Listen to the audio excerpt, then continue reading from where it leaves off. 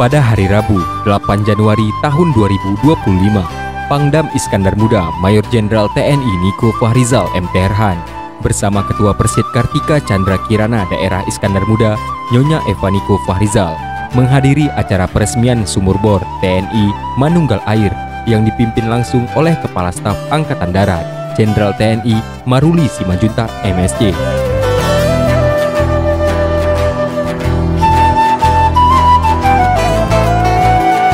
Acara tersebut digelar di Dayah Madinatudiniyah Nurul Huda, Desa Paloh Gading, Kecamatan Dewantara, Kabupaten Aceh Utara. Kegiatan ini merupakan bagian dari kunjungan kerja Kepala Staf Angkatan Darat yang didampingi oleh Ketua Umum Persid Kartika Chandra Kirana, Nyonya Uli Maruli Simanjuntak. Program Manunggal Air merupakan salah satu program unggulan TNI Angkatan Darat yang bertujuan memberikan akses air bersih bagi masyarakat, khususnya di wilayah-wilayah yang sulit terjangkau. Program ini sejalan dengan visi TNI Angkatan Darat untuk mendukung pembangunan nasional melalui penyediaan fasilitas dasar yang berkelanjutan.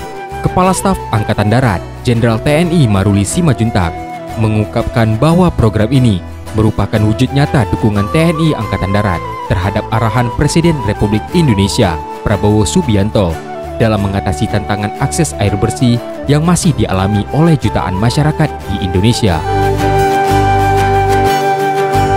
Jadi seperti saya sampaikan, Angkatan Darat salah satu program prioritasnya adalah tentang air. Ada air bersih, ada air buat pertanian, ada juga perahu-perahu ponton untuk pembersihan danau. Nah, ini kita sudah mulai kerjakan dan mungkin sudah kita laporkan juga ke Presiden bahwa beliau sudah menyampaikan akan mensupport Angkatan Darat untuk bekerja di bidang air.